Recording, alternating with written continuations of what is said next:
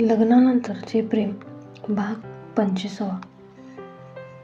काल रात्री नुकताच पहिला पाऊस पडून गेला होता. पहाटेचा थंडगार वारा सुटला होता. या वर्षी पाऊस जरा लेटच आला होता. धनश्रीने स्वतःला ब्लँकेटमध्ये गुरफटून घेऊन झोपली होती. इकडे सुमित पण बेडवर मस्त आरामात झोपला होता. आज संडे होता, त्यामुळे उशिरापर्यंत झोपायचं हे त्याने रात्रीच ठरवलं होतं. त्यामुळे त्याने रात्रीच अलार्म बंद करून मोबाईल सायलेंट मोड टाकून बाजूला ठेवून दिला होता आणि मस्त आरामात झोपला होता. मागचा पूर्ण आठवडा कामातच गेला होता, त्यामुळे तो आज उशिरापर्यंत झोपणार होता. रात्री अचानक पडलेल्या पावसामुळे पहाटेचं वातावरण आल्हाददायक झालं होतं. त्यामुळे आज घरातले सर्वजणच निवांत झोपले होते. आज ना ऑफिसला जायची गडबड होती, ना प्रिया धनश्रीची कॉलेजला जायची घाई होती. खरं आहे ना, संडे जर नसता तर काय झालं असतं ना. माणसांचा हा संडे प्रत्येकाच्या जीवनातला अविभाज्य भाग आहे. रोज ऑफिसला जाणाऱ्या लोकांनी किंवा इतर कामगारांनी किंवा शाळेत जाणाऱ्या मुलांनी कधी कल्पना करून पाहिली आहे का, हा संडे जर नसता तर नको नको अशी कल्पनाच करवत नाही ना. तर आपलं पाटील कुटुंब छान संडे आरामात एन्जॉय करत होतं.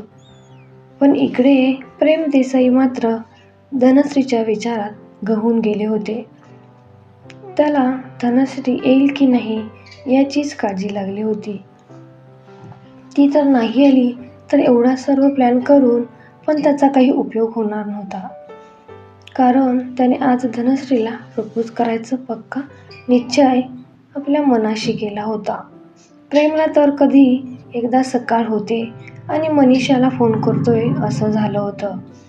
इकडे सुमितने पण नेमका आजच धनश्रीला बाहेर घेऊन जायचा प्लॅन बनवला होता.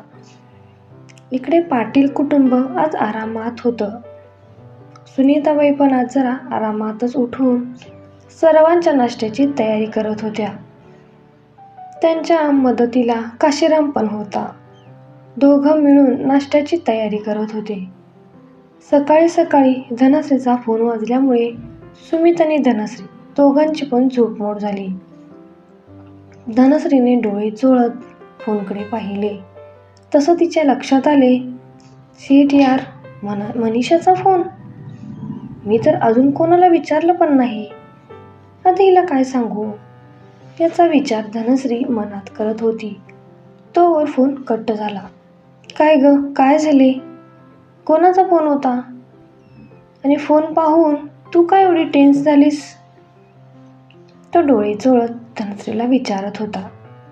काय करू, सांगू का याला?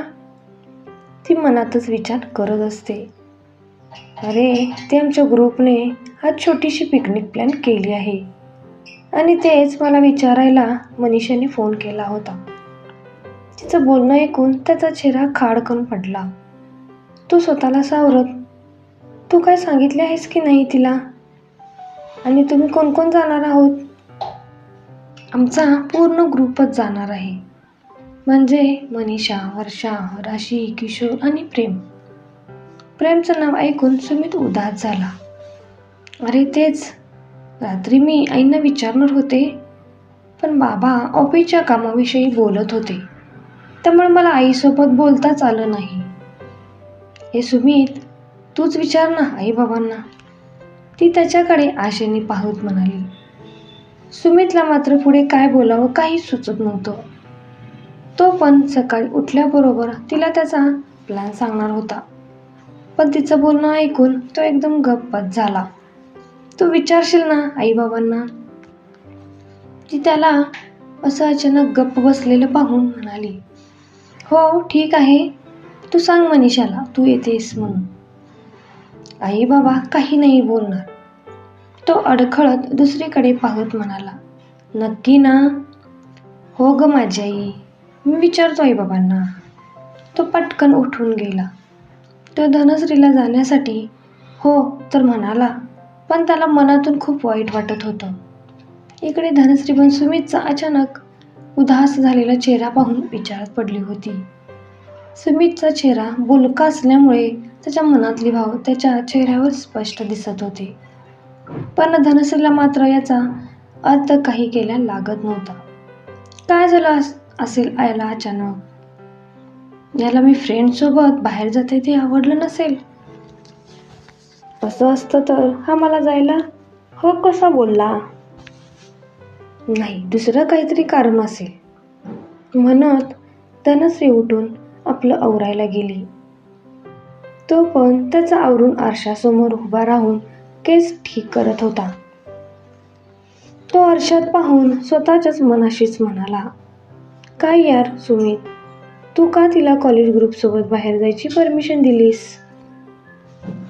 आज तर तू तिला बाहेर घेऊन जाणार होतास ना. किमान एकदा तिच्या समोर असं बोलायला हवं होतंस ना. खरं तर तू तिला हक्काने विचारायला हवं होतं. तो आपल्या मनाशीच बोलत होता. एवढ्यात दरवाजावर टक टक ऐकू येते. त्यासोबत सुनीताचा घाबरलेला आवाज आला.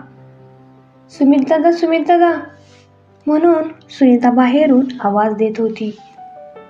तो आपल्या तंद्रीतून बाहेर येत दरवाजाच्या दिशेने धाव घेतो. काय झालं सुनीता ताई, तुम्ही अशा घाबरलात का? तो दरवाजा उघडत सुनीताला घाबरलेले पाहून विचारत होता. अहो दादा, ते आजी बघा कशा करतायत. सुनीता धापा टाकत आजीच्या खोलीच्या दिशेने इशारा करत म्हणाली. काय काय झाले आजीला? म्हणत तो धावत क्षणात जिना उतरून खाली आजीच्या रूमच्या दिशेने गेला. सुनीताताई तशाच पुढे गेल्या आणि वैशालींना पण रूममध्ये जाऊन आजींनी विषयी सांगितलं.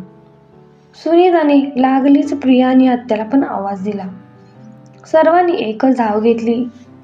सुमित आजीच्या जवळ आला. आजी चक्कर येऊन बेशुद्ध अवस्थेत खाली पडली होती. त्याने पटकन ड्रायव्हरला फोन करून लगेच गाडी काढायला सांगितली.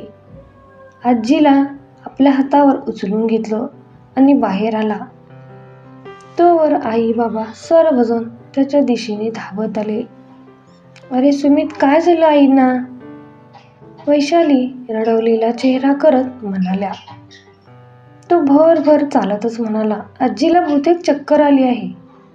बाबा तुम्ही या, तोवर मी तिला घेऊन हॉस्पिटलला जातो. म्हणत सुमित बाहेर पडला. ड्रायव्हरने गाडी आधीच दरवाजात उभी केली होती.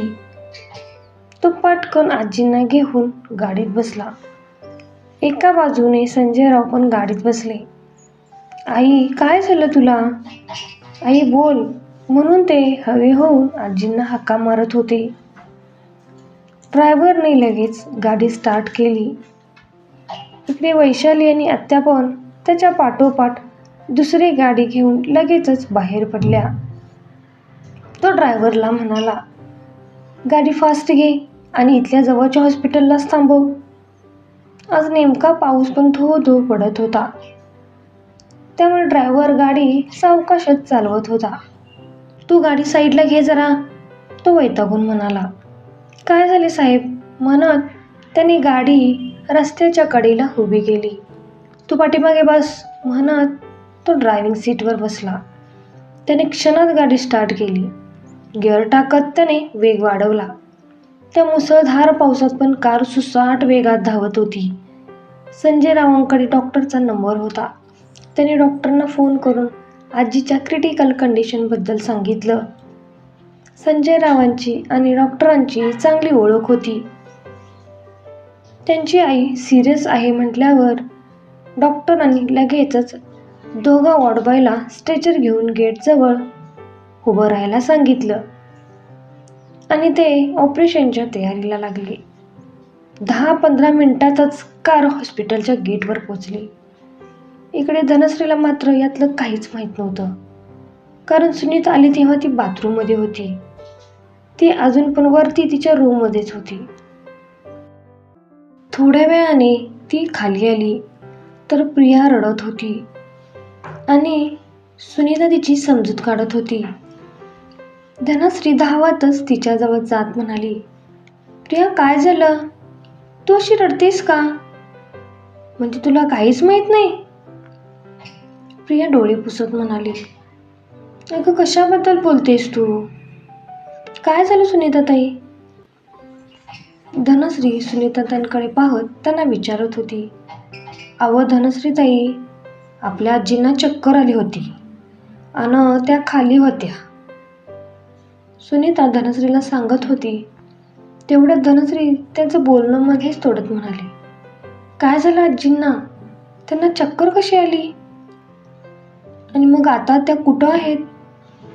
धनश्री गडबडून इकडे तिकडे पाहत म्हणाली, अहो त्यासनी हॉस्पिटलात नेलं. सुनीता बोलली. तिचं बोलणं ऐकून धनश्री मटकन खाली बसली. एवढं सगळं झालं आणि मला कसं यातलं काहीच समजलं नाही? धनश्री डोक्याला हात लावून म्हणाली, अगं धनश्री, सर्व इतकं पटकन घडलं की मला पण काहीच समजत नव्हतं.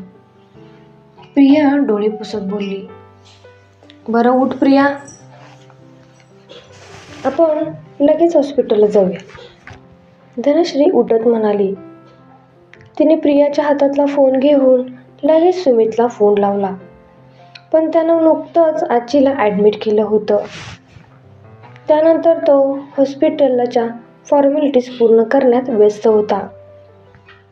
त्यामुळे त्याचा फोन वाजतोय याकडे लक्षच नव्हतं. त्यानंतर धनश्रीने वैशालीला फोन लावला. हॅलो, बोल प्रिया, म्हणत त्याने लगेच फोन घेतला. हा आई, मी धनश्री बोलतोय. आजींना कोणत्या हॉस्पिटलमध्ये ॲडमिट केलं आहे? प्लीज मला तिथला ॲड्रेस मेसेज करा. मी प्रिया लगेच तिकडे यायला निघतोय. वैशालीने लगेच ॲड्रेस मेसेज केला. धनश्री आणि प्रिया सुनीताला घरी लक्ष ठेवा असं सांगून हॉस्पिटलला जायला निघाल्या.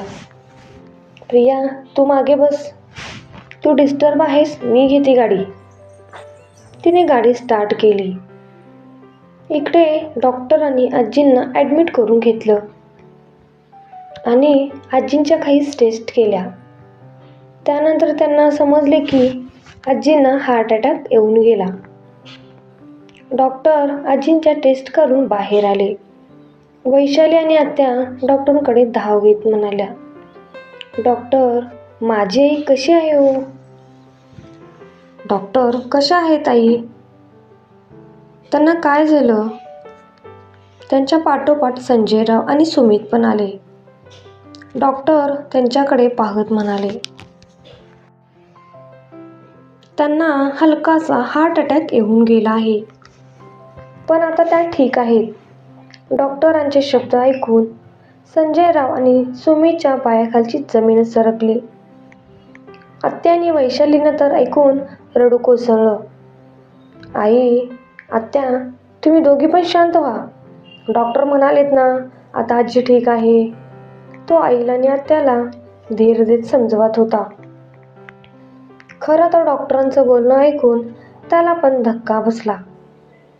त्याच्या डोळ्यात पण अश्रू जमा झाले होते. तरीही तो मनावर दगड ठेवून त्या दोघींची समजूत काढत होता. डॉक्टर, आता आई कशी आहे? आम्ही तिला भेटू शकतो का? संजयराव म्हणाले, नाही, तुम्ही आता त्यांना नाही भेटू शकत. धोका जरी टळला असला तरीही त्या अजूनही क्रिटिकल कंडिशनमध्ये आहेत. त्यांना वेळीच ॲडमिट केल्यामुळे त्यांचा जीव वाचला. थोडा जरी विषय झाला असता तर. डॉक्टर बोलता बोलता मध्येच थांबले. पण आता त्यांची एन्जिओग्राफी करावी लागेल आणि त्यासाठी त्यांचं वय पण जास्त आहे. त्यामुळे त्यात पण कदाचित त्यांच्या जीवाला धोका होऊ शकतो. तुम्हाला जर त्यांची सर्जरी करून घ्यायची असेल तर या फॉर्मवर तुम्हाला तुमच्या सह्या कराव्या लागतील. डॉक्टर संजयरावांकडे पाहत म्हणाले. आता मात्र संजयरावांना आणि सुमितला पण टेन्शन आलं होतं. पण एन्जिओग्राफी करणं पण गरजेचं होतं. एवढ्यात धनश्री आणि प्रिया हॉस्पिटलला येऊन पोचल्या. त्या स्कूटीवरून आल्यामुळे दोघी पण चिंब भिजल्या होत्या.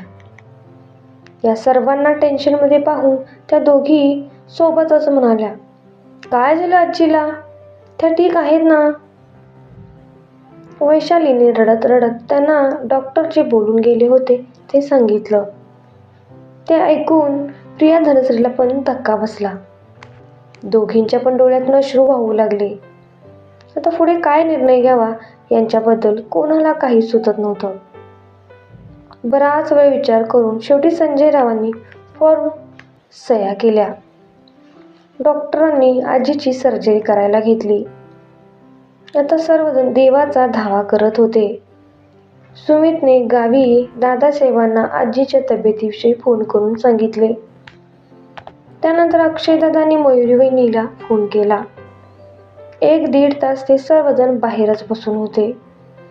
ऑपरेशन थिएटरमधून डॉक्टर कधी बाहेर येत आहेत याची सर्वजण वाट पाहत होते.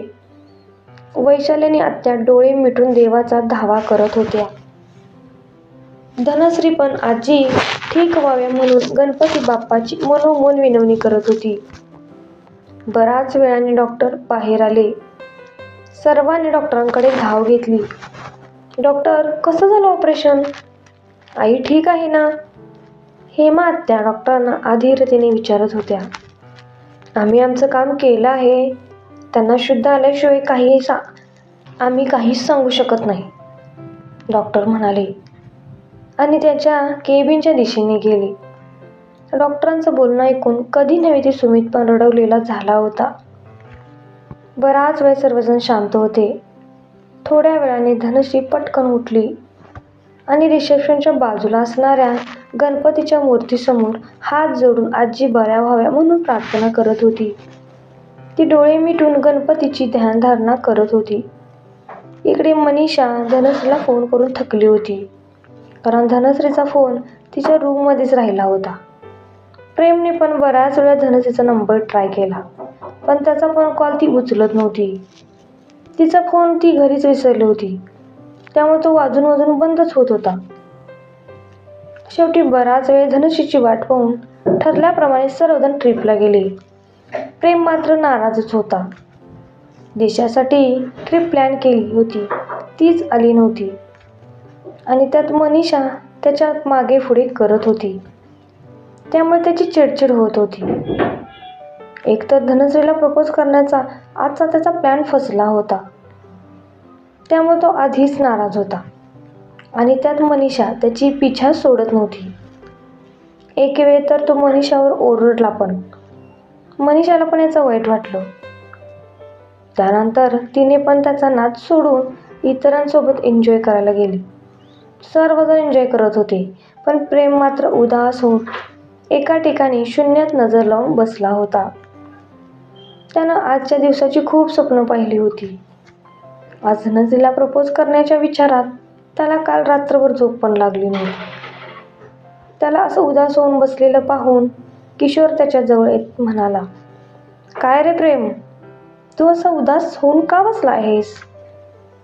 तूच पिकनिकचा प्लॅन बनवलास आणि आता तूच एन्जॉय करत नाहीस, याला काय अर्थ आहे का? किशोर त्याच्या पाठीवर थाप मारत म्हणाला. जिच्यासाठी प्लॅन बनवला तीच आली नाही. प्रेम नकळत बोलून गेला.